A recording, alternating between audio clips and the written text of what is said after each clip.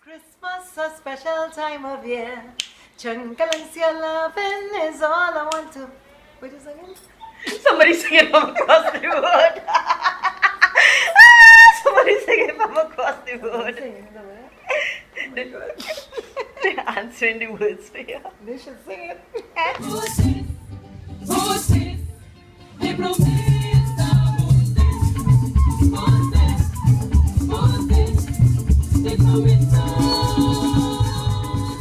It's a time for family and a lot of in-house entertainment and enjoyment. So you have family gatherings and with the traditional foods like pastel and black cake, and you drink sorrel and different forms of alcohol. A lot happens.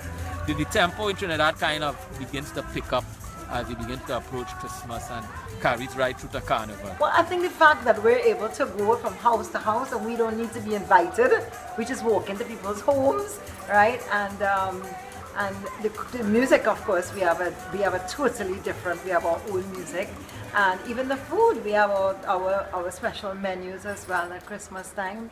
I think that's what's unique about Christmas. The fact that we're like one big family. Anybody could go anywhere.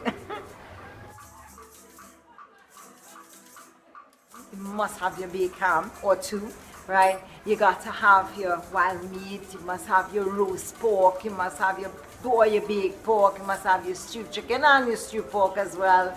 You got to have your Kallaloo, macaroni pie, pigeon peas, and there's so much on that plate, and I'm trying to remember. But as far as the drinks are concerned, you also have to have sorrel, ginger beer, punch or creme.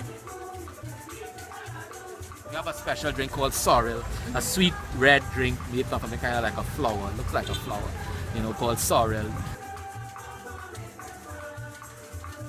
Punch or creme is a whole lot of alcohol mixed with some milk, right? Right? And for dessert, got to have your black cake. Must have your black cake. And people like to have a little coconut ice cream with the black cake. A pastel it's something again derived more from the First Nation Amerindian Spanish heritage. It's like a meat pie with different kind of meat you can put. You could put pork or beef or chicken in corn, right? And you add other stuff like olives and raisins. So that's one of the really main Christmas foods. Well, Trinidad is a potpourri of all different cultures, right?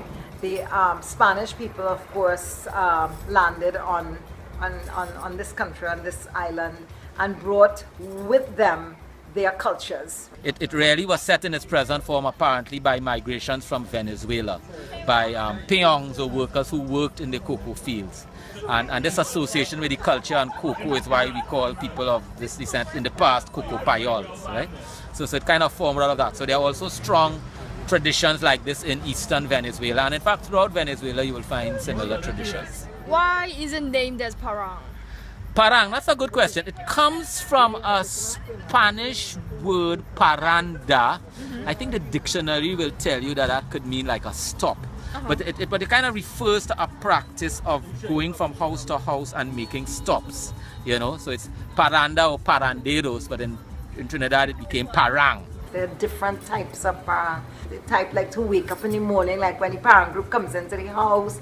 I think, and then there's something called an aguinaldo, and then there are different types for different types of times of the day and stuff like that. Songs at Christmas time revolve around the story of the birth of Christ. So there are a lot of songs that have that as a theme, and they will be called aguinaldos. But when you're actually doing it in the protocols of house to house, there are certain things you will sing when entering the home. You will sing about the birth. There are more relaxing songs you sing. You may ask for food or drink. So it's like a house line kind of thing. And then there are certain songs like the despedid that you sing when you're leaving, and then you will go to another house. These days, often it's done in cars. You leave a house, you go in the car, you drive, But in the old days, it was actually done, going along the streets of a village, or even tracks in the mountainside. I used to be in a parang group many years ago when I was like younger. We used to do real house-to-house paranging, you know, where you just go into it, which is like what I really, really like. You know, you just go into your neighbor's houses, you go down the street and you're going from house to house and you're singing for them. The instruments as well lended itself so beautifully to the music, you know, the quattro, the guitar, the top, the box bass, all these things. So it really is an exciting type of music. I love parang music.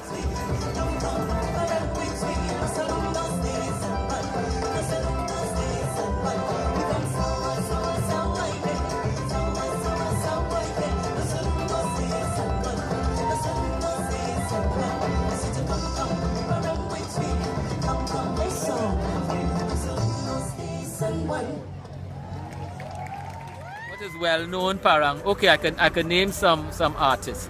There is a group that's still functional, although the founders who gave it the name have since passed. It's called the Lara Brothers. Now, the last of the Lara Brothers died about 2 or 3 years ago, but that group is still functioning and they do traditional parang. Another very well-known parang vocalist called Daisy Voisin died a good few years ago, but her music is readily available. I mix the parang melodies together with the soca rhythms, and I sing in English. Sometimes some of my songs have a little bit of Spanish in it, and that's what I do now, the soca parang. And of course, one of my bigger songs is a song called "Bring Out the Ham," and then I have one called "Give Me Love" and the Tifin Parang Band. I think we love both the traditional parang and the soca parang, and I really hope that we don't ever lose the traditional parang, because it really is indigenous to Trinidad Christmas. You know, it's one of the big things about Trinidad Christmas, the sound of parang in the air.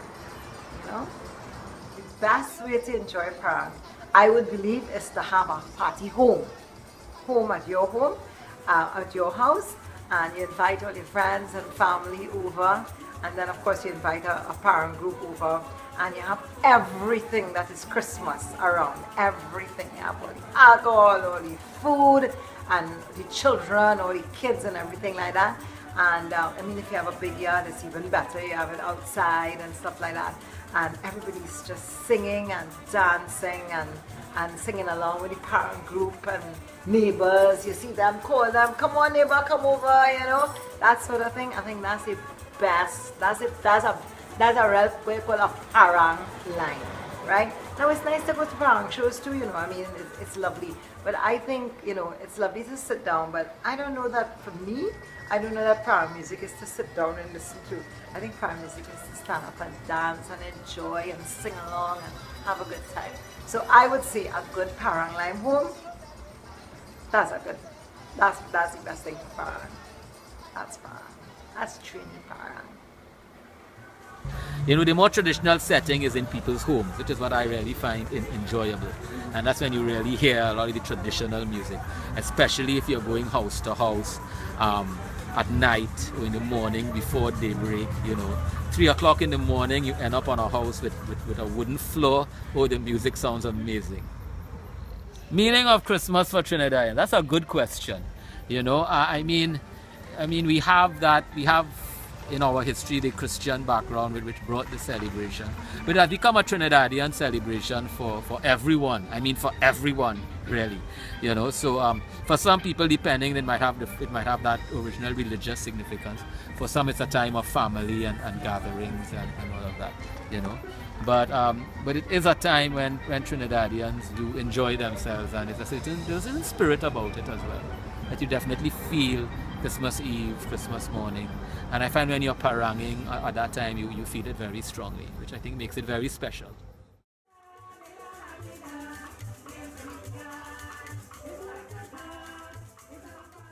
All I want to do is eat, bring out the ham. I don't want no other meat, bring out the ham. But when I taste good salt rufus, but I'm vegetarian. Bring out